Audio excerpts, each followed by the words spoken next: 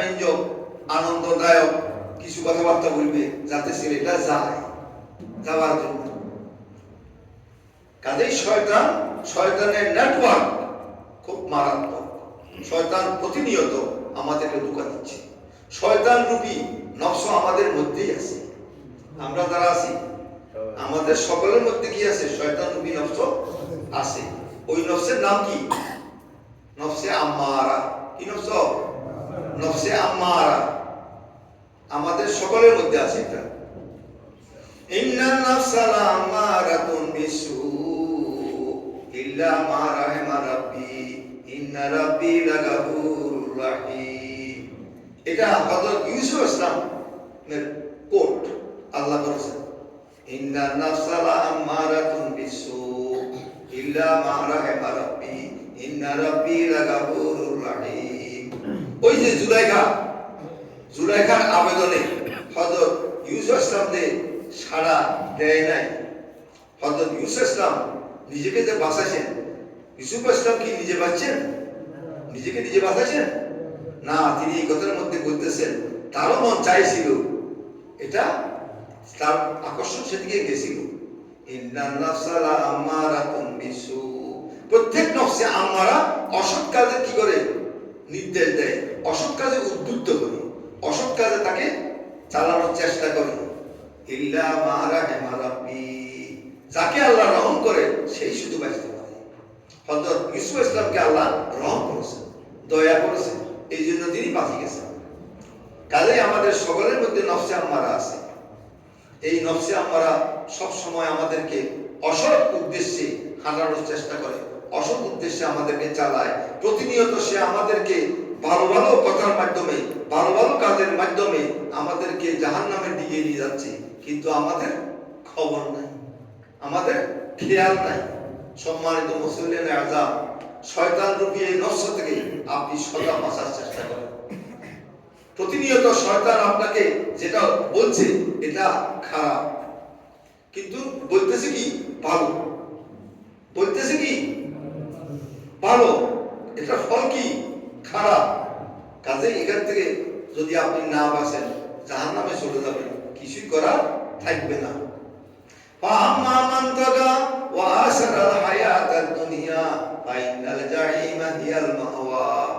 কুরআন বলতেছে যে দুনিয়াকে অগ্রাধিকার দিল, আর যে 9টা বউ পছন্দ হয় না 10টার সময় বিয়ে করল, সে কি দুনিয়াকে প্রাধান্য দেয় নাই? সে কি দুনিয়াকে প্রাধান্য দেয় নাই? যে একখানি জমি কেনার পর আরো জমি কিনতেছে, আরো জমি কিনতেছে, কিনে নিয়ে এরকম এত জমি কিনা, এটা কোনো বুদ্ধিমানের কাজ নয়। যে দুনিয়াকে অস্থায়ী মনে করে, সে একখানি কেনার পরে প্রয়োজন তার ফুরায় না, সে কি দুনিয়াকে অস্থায়ী মনে করে? আমরা মনে কষ্ট নিয়েন না। কোরআন থেকে যদি শিক্ষা গ্রহণ না করেন কিছু করার নাই। আপনি এত জমি কেন কিনেন? আপনার এত জমির কি প্রয়োজন? কেন কিনতেছেন? টাকা আছে, টাকার খরচের খাতগুলো তো আল্লাহ বলিয়ে দিয়েছেন। খরচের খাত আছে না? খরচের খাতে খরচ করেন। এত জমি কেন কিনেন? আমি জমি কিনেন না, আপনি না কিনলে গরিবেরা কিনতে পারবে। গরিবদের কিনতে না পারার কারণ কি? আপনি। কারণ একটা বাড়িতে একজন পয়সাওয়ালা আছে, তার জায়গা জমি অনেক আছে, আর একজন গরিব আছে, আরো মনে করো 4-5টা ফ্যামিলি আছে, কয়েকজন গরিব একজন ধনী। এখন একজন গরিবের জায়গার দরকার, আর একজন গরিবের জায়গাটা বিক্রি করবে। ওই ধনীর জন্য কি গরিবের জায়গাটা নিতে পারবে? কথা বুঝেনি? সহজে বুঝে যাইয়েন।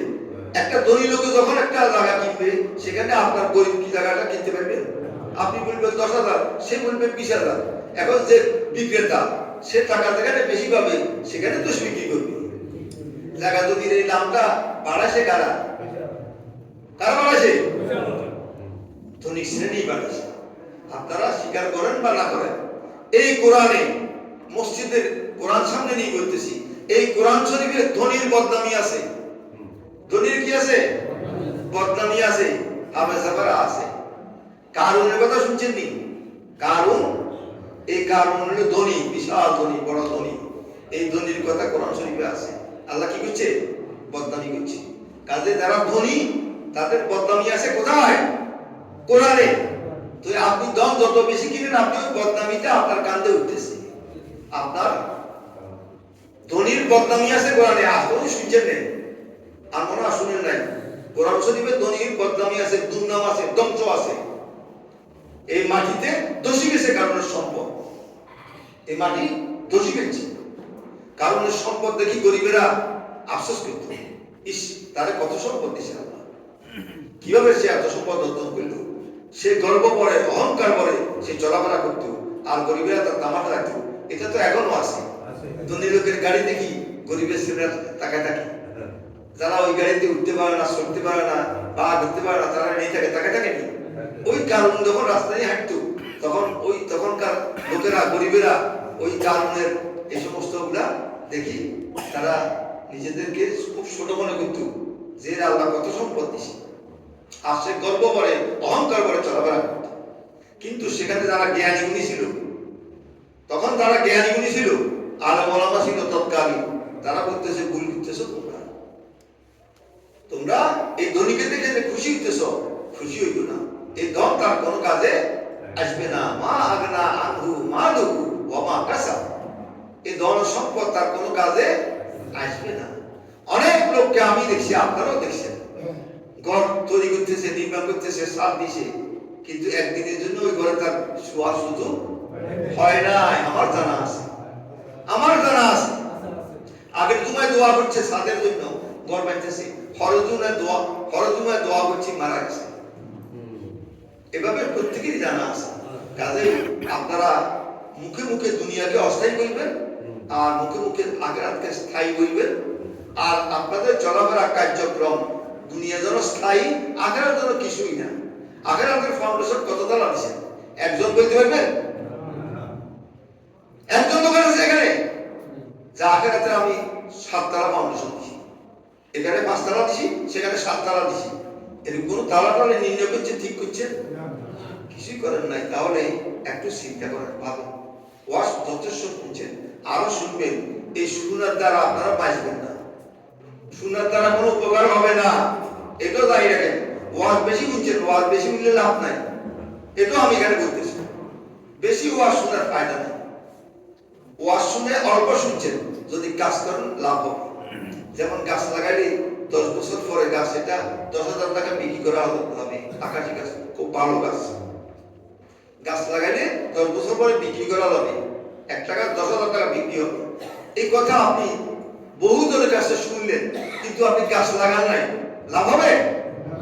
কথাটা বুঝিয়ে বহু বহু লোকের কাছে শুনছেন, বহু জনে আপনাকে বলছি, বহু জনের লোকের কাছে শোনার কারণে আপনি কি 10,000 টাকা পাবেন? পাবেন কখন? একজনের কাছে শুনছেন, একজনের কাছে শুনি আপনি আকাশি গাছ লাগাই দিচ্ছেন। এতজনের কাছে শুনেন নাই, মাত্র একজনে কইছে, আপনার হোরে কইছে, বা জায়গায় কইছে, বা চাচায় কইছে, বা গ্রাম মুড়িতে কইছে আকাশি গাছ পোকা লাগা। 10 বছর পরে এখন 50,000 মিস্ত্রি, যে একজনের কথা শুনি গাছ লাগাইছে সেই লাভবান বেশি। তাহলে গাছ লাগাইলে কি হলো? লাভ। আর যদি গাছ লাগানোর কথা খালি শুনতে থাকেন, ওয়াজ শুনতে থাকেন, আপনার কি গাছ বিক্রি করতে পারবেন? না, কথা বুঝিয়ে। সারাদিন যদি আপনি বকেন, পানি দিলে সিরা ভিজে, পানি দিলে সিরা ভিজে, সিরা কি ভিজবে? কি বলেন? না। এত বড় বড় মাওলানার ওয়াজ শুনছেন, আপনারা গর্ব করেন, অহংকার করেন, আমরাও মনে মনে খুশি যে আমরা বহুত মাওলানার ওয়াজ শুনছি, আমরা বহু বড় বড় আলেমদের ওয়াজ শুনছি। আমি বলতেছি ভাইরা, কোনো লাভ হবে না, কোনো লাভ হবে না। আপনি একজন আলেমের ওয়াজ শুনছেন, একজন আলেমের ওয়াজ শুনে আপনি সেটা কার্যকরী করেছেন, জীবনে সেটা পালন করেছেন, সেটা আপনাকে কাজ দিবে, সেটাই আপনার ফল দিবে আপনাকে। আপনি কি পরিমাণ শুনছেন এটা জিজ্ঞাসা করা হবে না। আখিরাতে আপনার আমলনামাতে আপনি কি পরিমাণ শুনছেন, যত শুনতেছেন তত বিপদ বাড়তেছে। অনেক সময় অনেক কিছু না জানার কারণে মাপ পাওয়া যায়, অনেক সময় অনেক কিছু কি না জানার কারণে মাপ পাওয়া যায়। যে আমরা হঠাৎ করে এটা করছেন তো আমি জানি না, আল্লাহর কাছে হঠাৎ করে কনসেন্টে কোনো বিষয় যদি আপনি না জানেন, অনেক হুজুরা আবার জানলি না কেন, না জানার একটা দুর্বল আছে, মানি নেওয়ার একটা বিষয় দুনিয়াতেও আছে, আখিরাতেও আছে। আপনি কোনো বিষয় জানেন নাই, না জানার কারণ হয়ে গেছে, সেটা আল্লাহ আপনাকে মাফ করে দিতে পারে। কিন্তু আপনি যত আনন্দের ওয়াজ শুনতেছেন, যত জানতেছেন, তত আপনার গিরা শক্ত হইতেছে, আপনার অপরাধ কি বাড়তেছে। আমি জানি না, কথা বলার সুযোগ আছে না জানলে আমি মনে করি আমার শয়তান এই পরামর্শটা কেন দেয় না, শয়তান এই বুদ্ধিটা আমাকে কেন খালি ওয়াজ শুনতে লাগবো তোমায়, আমরা খালি ওয়াজ শুনতে লাগবেন। ওয়াজ যত শুনতেছেন তত আপনাদের বিপদ বাড়তেছে। ওয়াজ কম শুনেন, আলোচনা কম শুনেন, তাহলে আপনি যা শুনছেন সেগুলো আমল করেন, সেগুলোর কাজ করেন, অর্থাৎ কাজ করার কথা বলতেছে, আমলে নিয়ে আসেন, আমলের মধ্যে আসেন, কাজের মধ্যে আসেন। সূরা কামারের মধ্যে আছে মুস্তাকের একটা শব্দ আছে। প্রত্যেকটা কাজ আপনার করার সাথে সাথে, সকালবেলা ঘুম থেকে উঠে আপনি প্রত্যেকটা কাজ করার সাথে সাথে ওই কাজটা হয়তো আপনাকে জাহান্নামের দিকে নিয়ে যাচ্ছে অথবা জান্নাতের দিকে নিয়ে যাচ্ছে, একটা দিকে আপনার হয়ে যাচ্ছে। আপনি হয়তো ভালো কাজ করতেছেন অথবা খারাপ কাজ করতেছেন। এভাবে আপনার আমল নামায় কেরামান কাতিবিন কি করতেছেন, ইয়াকতুবুন, দেখি শুনছি। আপনি চা দোকানে কথা বলতেছেন, আপনার এই কথা লিখতেছেন তো কেরামান কাতিবিন কি, কেরামান কাতিবিন ইয়ালামুনা মা তাফআলুন, কেরামান কাতিবিন লিখতেছে। আপনার খবর আসেনি, আপনার মুখ থেকে যা বাইরে হইতেছে, আপনি যে গাইলেন, ফায়সা কথা কোন, মিথ্যা কথা কোন, আজবাজের কথা কোন, গল্প ছলে মিথ্যার আশ্রয় নিচ্ছেন, অমুকের বদনামি করতেছেন, তমুকের বদনামি করতেছেন, সব কথাগুলো লিখতেছেনই। আপনার আখিরাতের কথা খেয়াল আসেনি, খেয়াল করেন ভাইরা। কালকে সকাল থেকে কথা বলতে জিহ্বাকে সামালেন। সাহাবায়ে কেরাম রাদিয়াল্লাহু তাআলা আনহুম, অনেক সাহাবা গালের মধ্যে পাথর দিয়ে পাথর অর্থাৎ পাথর তো স্মরণ করাই দেয়, কথা বলা নিষেধ। প্রয়োজনীয় কথা দ্বারা অপ্রয়োজনীয় কথা বলবো না। আপনার সারাদিনে যে কথা বলেন, আপনার একটা কথাই জাহান্নাম হয়ে যাবে আপনার, আর একটা কথাই আপনার জন্য জান্নাত হয়ে যেতে পারে। আর জান্নাত হওয়ার সম্ভাবনা কম। 24 ঘন্টা আপনারা গুনাহ কামাইতেছেন বেশি। কি কামাইতেছেন? গুনাহ কামাইতেছেন বেশি। ইন্নান নাফসা লাআমারাতুন বিসু, কারণ আপনার নফসরূপী শয়তান এটা সবসময় আপনাকে কি গুনার দিকে নিয়ে যাচ্ছে, গুনার দিকে ধাবিত করছে, গুনার আদেশ করতেছে। আপনারা গুনার দিকে, আপনারা নয় শুধু, এই পৃথিবীর সমস্ত মানুষ কোন ইনসান গুনার দিকে ঝুঁকে আছে। কি করার দিকে ঝুঁকে আছে? গুনার দিকে ঝুঁকে আছে। এই উদাহরণটা বলে আমি আমার ব্যাখ্যা আসতেছি। একটা গাছ, আপনাদের এখানে পুকুর আছে না? পুকুরে একটা গাছ এভাবে পড়ে আছে, পুকুরের পানির উপরে পড়ে আছে কিনা? পড়ে আছে। এই গাছটা যদি কাটা হয় গোয়া দিয়ে, তাহলে এই গাছটা কোন দিকে পড়বে? কোন দিকে পড়বে বলেন না? যে গাছটা পানির দিকে, পুকুরের পানির কাছাকাছি ঝুঁকে আছে, এই গাছটা কাটলে কোন দিকে পড়বে? কষ্ট হবে পানির দিকে পড়তে? কেউ ধরতে হবে পানিতে যাওয়ার জন্য? কারো ধরা লাগবে নি, কারো কষ্ট হবে নি। নিশ্চিন্তে বিনা চিন্তায় একটা বাচ্চা থেকে মহিলা থেকে সবাই বলবে যে গাছটা কাটলে কোথায় পড়বে? পানিতে। আপনাদের অন্তরে, আপনাদের যে নফসে আম্মারা আছে আপনাদের সাথে, আল্লাহ বলতেছেন প্রত্যেকটা নফস, আপনারা সবাই, আমি সহ, আমি আবার বাদ নয়, এই পৃথিবীর সমস্ত ইনসান গুনার দিকে এই গাছের মতো ঝুঁকে আছে। বুঝতে না কেন? সবাই এই গাছের মতো ঝুঁকে আছে, সবাই এই গাছের মতো ঝুঁকে আছে। এখন এই গাছটাকে যদি একটা বড় গাছ, পানির দিকে এক হাত উপরে পানি, এই গাছটাকে যদি আপনি এদিকে আনি ফেলতে হয়, তাহলে বহুত কষ্ট হবে না? কি বলেন? মিস্ত্রি কয়েকজন লাগবে, 1000 টাকা 1500 টাকা গাছ মিস্ত্রির দাম। এই গাছটাকে আপনি বলবেন যে পানিতে যেন না পড়ে ভাই, এই গাছটাকে এদিকে আনতে হবে, গাছটা খুব বড়, তাইলে কেমন কষ্ট হবে আপনি একটু পাবেন। ওয়াজ শুনছেন, আমি ওয়াজ করি না, ওয়াজ আমি আলোচক, আমি ক্লাসে শিখব। ওই গাছটাকে এদিকে আনতে কত কি পরিমাণ কষ্ট হবে? অনেক অনেক কষ্ট হবে। কয়েকজন লাগবে, অনেক রশি লাগবে, ভালো রশি লাগবে। কি বলেন? কয়েক গাঁটি রশি লাগবে, কয়েকজন লাগবে, বহুত বুদ্ধি করতে হবে, বহু শক্তি লাগবে, বহু লোক লাগবে। আরেকটা অন্য নিজে গাছের সাথে বাঁধতে হবে, কি বলেন?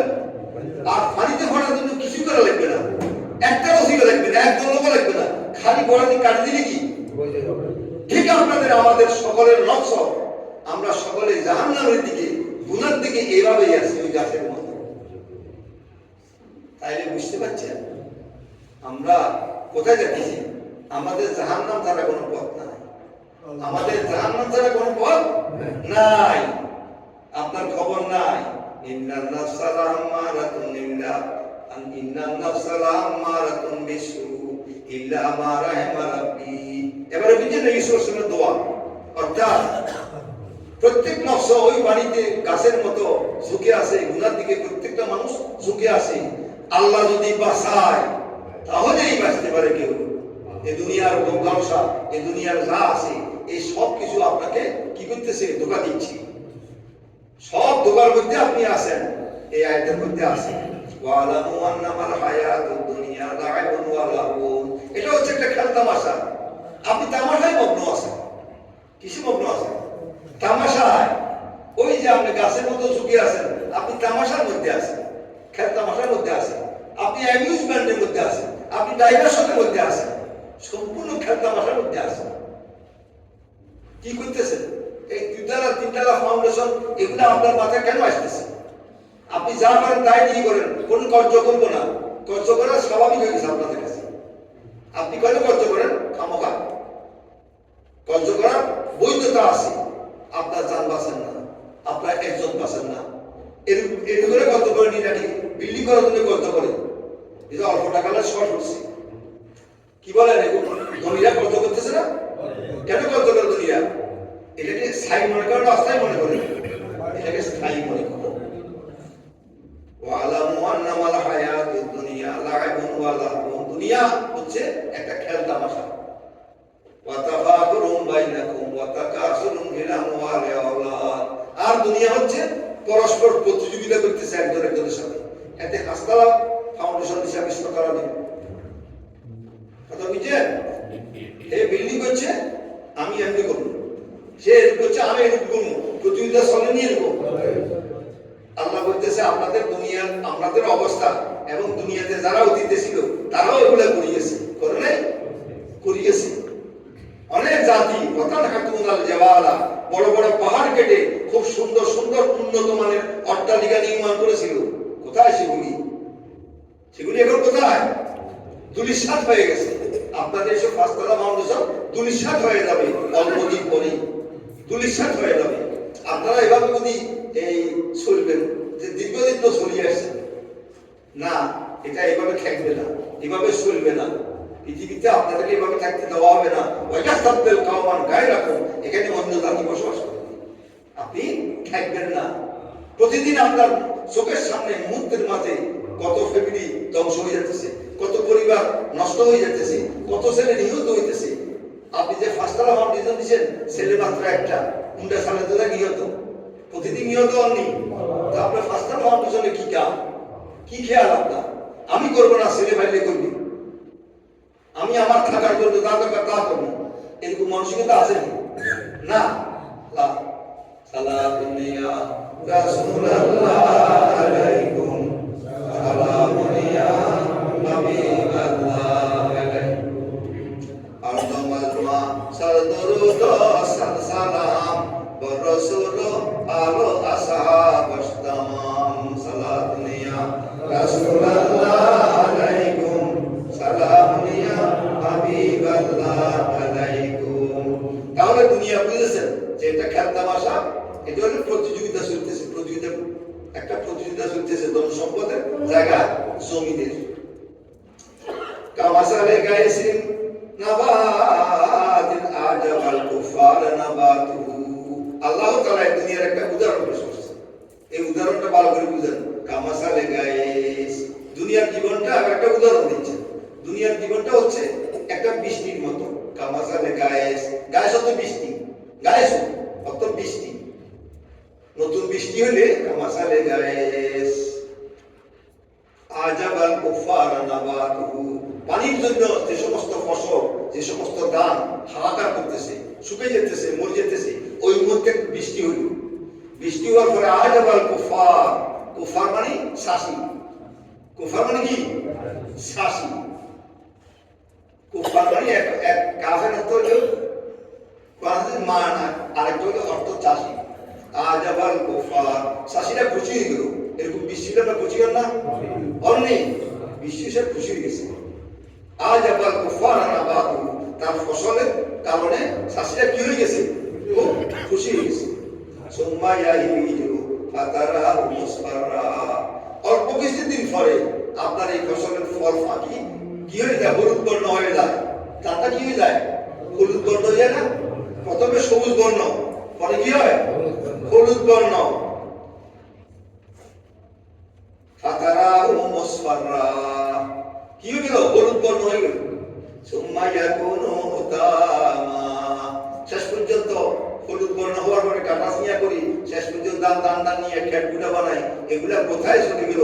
একেবারে ছাই হয়ে গেল না? শেষ পর্যন্ত কোথায় গেল? ছাই হয়ে গেছে। আপনার ওই জমিনের দান এত বছর দান করছেন, কোথায় এখন? কোথায় দান খেটগুলা? কোথায় দানগুলা? সব ছাই হয়ে গেছে, বর্ষা হয়ে গেছে। এখন কি খুঁজে পাওয়া যাবে না? ওয়াফিল আখিরাতে আযাবুন শাদীদ ওয়া মাগফিরাতুম মিনাল্লাহি ওয়া রিদওয়ান। তার দুনিয়া বুঝলেন? দুনিয়া কার তামাশা। দুনিয়ার সবকিছু ওই বৃষ্টি ফানিয়ে নেয়, যে ফানি চাষিদেরকে খুশি করে। কিছুদিন পরে তার সেই খুশির ফসল ছাই হয়ে যায়, বর্ষা হয়ে যায়। এই দুনিয়ার আপনার পাঁচতলা ফাউন্ডেশন, আপনার ফাস্টফুড, আপনার বাড়িঘর, আপনার 10 কানি 20 কানি সব কি হয়ে যাবে? ছাই, বর্ষা হয়ে যাবে। কিন্তু আখিরাতে দুটো বিষয়ের একটা আপনাকে গ্রহণ করতে হবে। ওয়াফিল আখিরাতে আযাবুন শাদীদ, কঠিন আযাব আখিরাতে রয়ে গেছে। তোমার কি খবর আছে? তুমি দুনিয়াতে থাকি খেল তামাশায় মগ্ন। ওয়াফিল আখিরাতে আযাবুন শাদীদ, কঠিন শাস্তি সেখানে অপেক্ষা করতেছে। ওয়া মাগফিরাতুম মিনাল্লাহি ওয়া রিদওয়ান, আরেকটা আছে মাগফিরাত এবং ক্ষমা। মাগফিরাত এবং ক্ষমা, অর্থাৎ এই দুনিয়া থেকে আপনাকে হয়তো আখিরাতে যাওয়ার সাথে সাথে হয়তো আপনি আল্লাহর ক্ষমা পাবেন, মাগফিরাত পাবেন, অথবা আপনি কি ওয়াফিল আখিরাতে আযাবে শাদীদ, কঠিন আযাবের মুখোমুখি। কোনটা হবে না? আপনি কি করতেছেন? দুনিয়াকে যদি আপনি সত্যই অস্থায়ী মনে করেন আর আখিরাতকে যদি স্থায়ী মনে করেন, এই মোতাবেক যদি আপনার জীবন অতিবাহিত হয়, তাহলে আপনি মাগফিরাতুন ওয়া রিদওয়ান, আল্লাহ তাআলার সন্তুষ্টি এবং মাগফিরাত আপনি লাভ করবেন। আর যদি মুখে মুখে যেটা বলতেছেন এভাবে বলি, ধোঁকাবাজি করি, যদি আপনি যান এই খেল তামাশায় মগ্ন হয়ে, এই তামাশায় লিপ্ত হয়ে, এই তামাশায় নিজেকে ব্যস্ত রেখে আপনি আখিরাতে কি? ওয়াফিল আখিরাতে আযাবুন শাদীদ, কঠিন আযাবের মুখোমুখি হবেন। সাহাবীকে ওয়া মাল হায়াতুদ দুনিয়া ইল্লা মাতাউল গুরুর, এই আয়াতের শেষে আবার বলা হচ্ছে এই দুনিয়ায় যা আছে সবকিছু ধোঁকাবাজির সামগ্রী। কি সামগ্রী? ধোঁকাবাজির সামগ্রী। আপনি কত সুন্দর ছিলেন, এখন সুন্দর আপনার আছে? ওই সুন্দর আপনার কাছে ছিল, সুন্দর এখন আর নাই, আপনাকে ধোঁকা দিয়েছে। ওই সুন্দরকে কত তেল লাগাইছেন, কত মলম লাগাইছেন, কত সেনু লাগাইছেন, কিন্তু সে সুন্দর আপনাকে এত কিছু করার ভরসা কি থাকলো না। ইন্নামাল হায়াতুদ দুনিয়া মাতাউল গুরুর। 10টা দেখি 9টা বউ দেখি 10টা বিয়ে করলেন, 10 নম্বর বিয়ে করলেন, কিন্তু বউটা শেষ পর্যন্ত আপনাকে লাথি মারি চলে যায় না? এত সাইজ দিয়ে বিয়ে করার পরে বউ কি করলো? লাথি মারি চলে গেল, তাকে আমার পছন্দ হয় না। কি বলেন? গড়ে নিয়ে আমরা এই দুনিয়ার সবকিছু আল্লাহ কি করতেছে? ধোঁকাবাজির সামগ্রী। আমি বলতেছি না ইন্নামাল হায়াতুদ দুনিয়া মাতাউল গুরুর, ধোঁকাবাজির সামগ্রী। ধোঁকাবাজি সব যা দেখতেছেন সব ধোঁকাবাজ আর ধোঁকাবাজি, এটাই শুনতেছি। আপনি কিসের ভিতরে রাখতেছেন? সব ধোঁকাবাজি। আপনার ছেলেকে আপনি আপনার সবকিছু খরচ করে, জীবনের মেহনতকে আপনি ছেলের পিছনে খরচ করলেন। ছেলে এমএ পাস করার পরে হঠাৎ করে গেল মারা। ছেলের পিছনে আপনি অনেক টাকা পয়সা খরচ করছেন, অনেক চেষ্টা করছেন, তাকে বহু ভরে নিয়ে গেছেন, কিন্তু হঠাৎ গেল মারা। ছেলে কি করলো? আপনাকে ধোকা দিল না? ধোকা বোঝেন তো? ধোকা দিল তো। আপনি টাকা দিয়ে সিধা আনতাম, বাসে হঠাৎ করে পকেট টাকা নিয়ে গেল, টাকা দেয়। ওই ছেলেটাও তদ্রুপ আর কি, আপনার জীবনের সব টাকা সে কি করে দিল? শেষ করে দিল। এভাবে আপনার সবকিছু ধোকা ধোকা ধোকা। ওমাল হায়াতুদ দুনিয়া ইল্লা মাতাউল গুরুর। এটা খেয়াল রাখেন প্রতিদিন, এটা খেয়াল রাখিয়ে হাঁটেন। সব ধোকা, ধোকার সামগ্রী, ধোকার সামগ্রী। আর আপনি গুনার দিকে ঝুঁকে আছেন ওই গাছের মতো, এটা খেয়াল রাখিয়ে। আপনি কার কাছে কি পরামর্শ চাইতেছেন, সেও একই অবস্থা, আপনারই একই অবস্থা। সব ধোকার সামগ্রীতে আমরা ডুবে আসি। এই ধোকা থেকে আপনি বাঁচার চেষ্টা করেন, আল্লাহর রহম কামনা করেন। ইল্লা মা রাহিমা রাব্বি। এই কঠিন অবস্থা থেকে এই গাছটাকে আনার জন্য যে এরকম কষ্ট, নেক কাজ করাটা কষ্ট। নেকির কাজ কি সহজ নেই? এবারে বুঝলেন নেই, নেকির কাজ করা, সওয়াবের কাজ করা, জান্নাতের কাজ করা সহজ নয়। কিভাবে? ওই গাছ দিয়ে বুঝেন। আমি এই গাছটাতে উদাহরণ দিছি, এই গাছ দিয়ে বুঝেন যে গাছকে এদিকে আনা যেমন কঠিন, নেক কাজ করা তেমন কঠিন। আমরা তো মুখে দিয়ে আসতেই গুণের কথা আসবে। আমি আশ্চর্য, এত আলেমের ওয়াজ শুনে, এই জন্য আমি ওয়াজ বুঝতে করি। এত আলেমের ওয়াজ শুনে, প্রত্যেকদিন ওয়াজ শুনে, সপ্তাহে একদিন সময় তো ওয়াজ করে, তারপরে সবার কথা দেখি একজন লোক আরেকজন লোকের সাথে কথা বলতেছে, শুধু গুনাহটা করতেছে, শুধু গুনাহটা করে। আমি এটা খেয়াল করছি।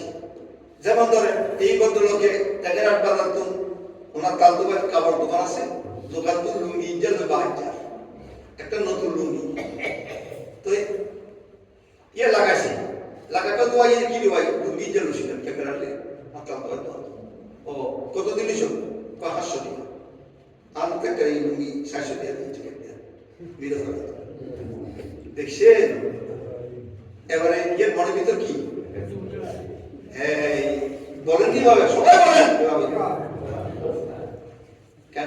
না, এখানে বুঝি কথা বুঝেন। অর্থাৎ উনি একটা লুঙ্গি নিয়ে সবাই বাড়ি যেতেছিল। এই লোকটা জিজ্ঞাসা কিন্তু বললো যে আমি লুঙ্গিটা কিনলাম। এই লোকটা যে কথাটা বলছে, উনি এই কথাটা ওনাকে বলার কারণে ওনার মনের পরিবর্তন করে গেছে না? তারপরে আমাদের দোকাবাদি করলাম, তারপরে তার একটা অনাস্থা সৃষ্টি। ওই দোকানদারের গুডউইলটা নষ্ট হয়ে গেল, দোকানদারের প্রতি কোনো মানুষের আস্থা নেই। ঠিক এই সকল কারণে এখন ওনার ভিতরে একটা অশ্বাসা তৈরি গেল। ওই তালকোয়ের প্রতি ওনার কি হলো? আস্থাটা কমে গেল। মোহাম্মত দায়ী হইল, মোহাম্মত আর কই, মায়া মমতা আর কই, মায়া মমতা আর কই, মায়া মমতা আপনার দম্বাই দেন, এটা জান না। আপনি কথার দ্বারা আমার মায়া কমে গেছে। তার তালকোয়ের থেকে মায়াটা কি হয়েছে? কমে গেছে, কমে যা আরেকদিন আর দেখা যাবে। আচ্ছা, উনি যে কথাটা বললো, এটাতে সোয়াব হয়েছে না গুনাহ হয়েছে বলেন তো? এই আপনারা আজ পর্যন্ত যতজনকে বলছেন যে আপনার হাসরে আর উঠতে 60 টাকা দিয়েছি, বলেন এরকম? আপনারাও বলেন, মহিলারাও বলেন। আপনি এই কথাটা না বলে আপনি যদি বলতেন ভালোবেসে 70 রুপি মানানসই বেশি, তিও বেশি হলো, এই কথা বললে সোয়াব হতো। সোয়াবটা বলে না, আপনারা বলেন না, এটা কেন বাচ্চা কয় না? আমি সকাল করে দেখি একজন একটা জিনিস কিনে আনে আর ওটার পারতে না, সুন্দর সে ভালো সে, এটা বলে কি হবে? সোয়াব হবে। কিন্তু এটা বলে না, বলে কি? বলেও বললেন যে এটা আমার ওদের 700 টাকা দিয়েছে, কালকে কিনে ধর আমি তো 800 টাকা দিয়েছি। বললো কি? গুনাহ। উনিও গুনাহ কামাইলেন, আবার ইনিও গুনাহ কামাইলেন।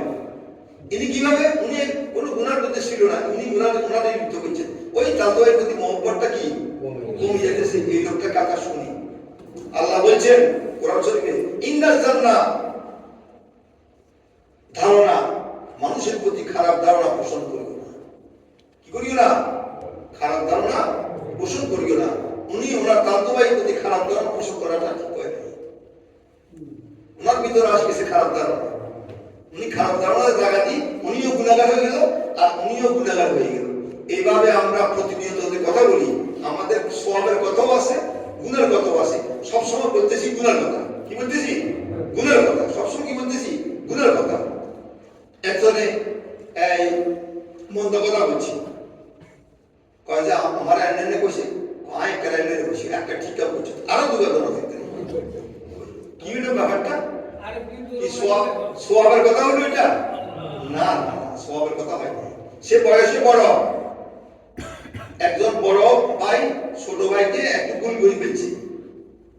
এখন ছোট ভাই বড় ভাইয়ের ক্যালেন্ডার নিয়ে বসে আপনার কাছে খবর করে আপনার কাছে আরো ভালো করে দিতে দুটো জায়গা দিতে তাইলে আপনি কি কোনটা করলে সব কামাইলে গুণা কামাইলে গুণা কামাইলে এইভাবে গুণা অহরহ আপনার গুণা কামাই করতেছেন।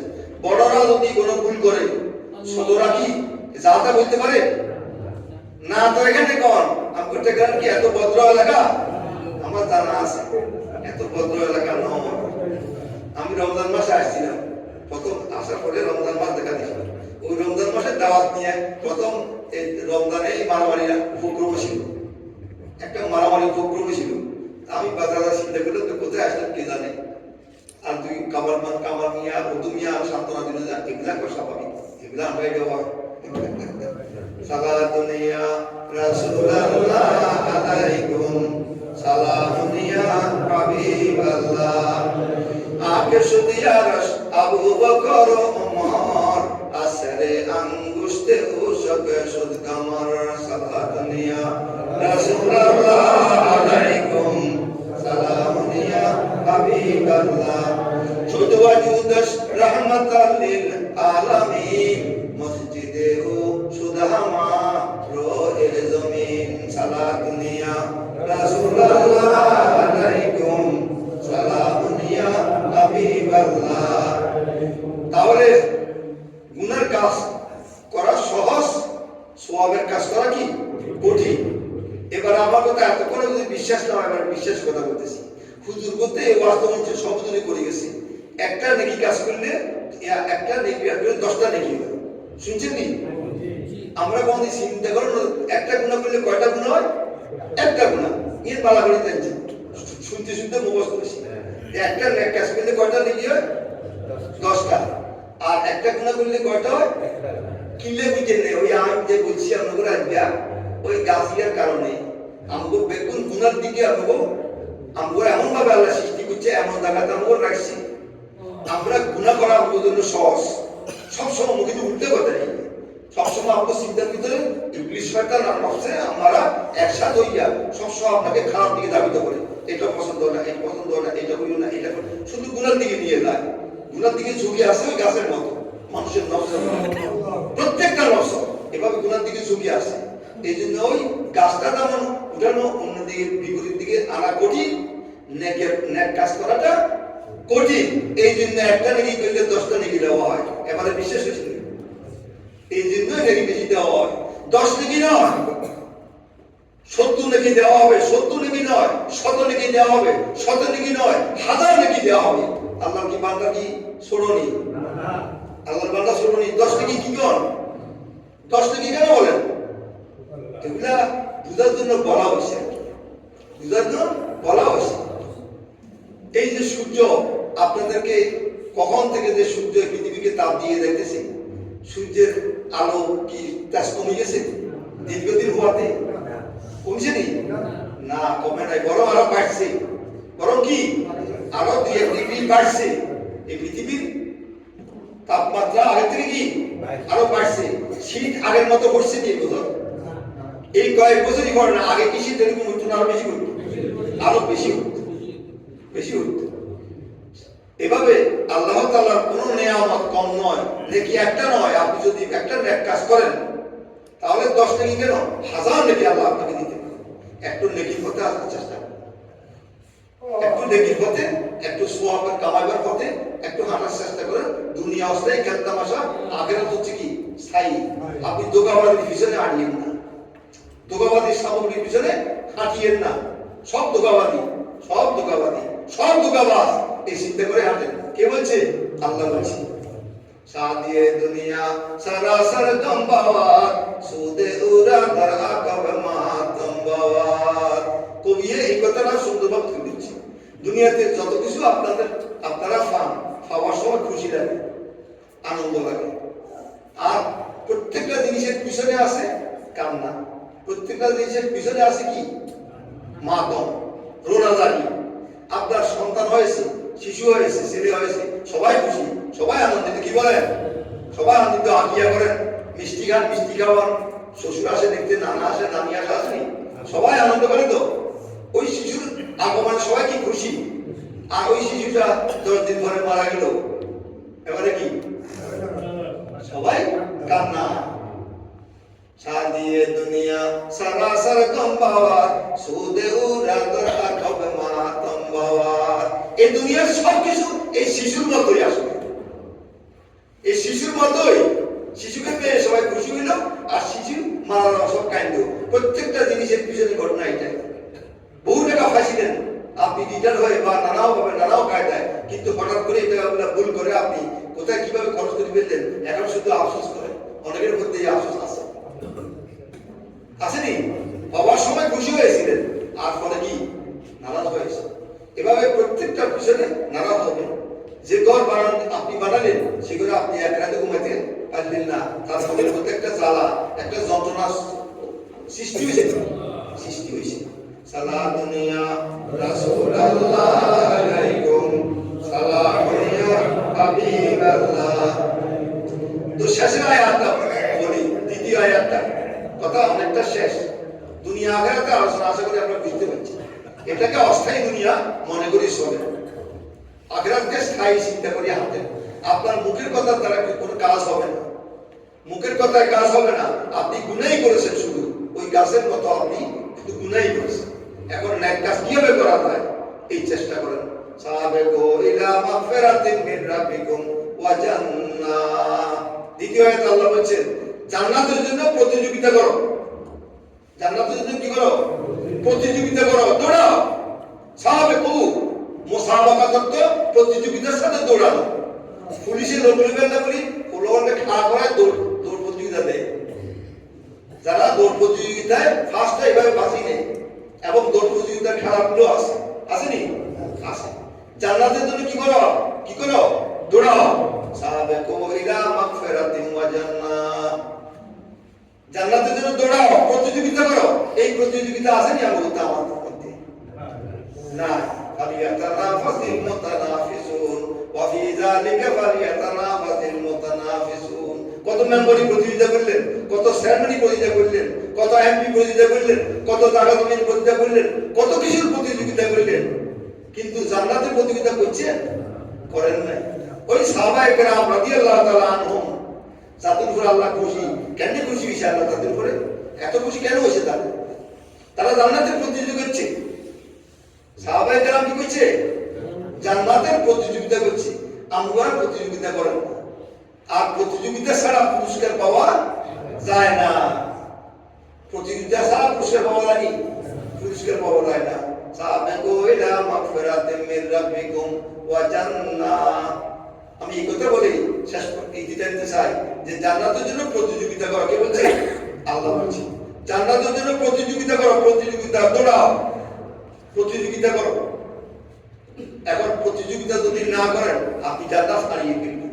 ক্রিকেট খেলায় প্রতিযোগিতা করে, জানে প্রাণে প্রতিযোগিতা করে, প্রতিযোগিতা করতে করতে করতে যাতে যাতে শেষ পর্যন্ত দুজন কি যায়, ওই দুজনে লাভ করে। তো জান্নাত কি এত মশলা জিনিস? জান্নাতের জন্য আপনি প্রতিযোগিতা ছাড়া এমনি ফাইজেবেন, এমনি পাওয়া সুদূর করা হতো, অনেক দূর, অনেক দূর, অনেক দূর, এটা সম্ভব। প্রতিযোগিতা করেন, প্রতিযোগিতায় নামেন। আজকে থেকে সিদ্ধান্ত নেন, ওয়াজ শুনছেন, শুনবেন, শুনতে দেখবেন, কিন্তু কার্যকর না করা পর্যন্ত আপনি সফল হবেন। কাদা আফলাহা মান যাক্কা, কাদা আফলাহা মান যাক্কা ওয়া কাদা খাবা মান দাসা। যে নিজেকে পবিত্র রাখতে পেরেছে, যে নিজেকে সুন্দর করতে পারছে, যে নিজেকে নেক কাজের মধ্যে লিপ্ত রাখতে পারছে, সেই কি সবল। আর যে নিজেকে কলুষিত করে ফেলছে, নিজেকে কি খারাপ করে ফেলছে, নিজেকে নাপাক করে ফেলছে, হারাম দ্বারা নিজেকে আশ্রিত করে ফেলছে, ওমান দাসা, সে ব্যর্থ হয়ে গেছে।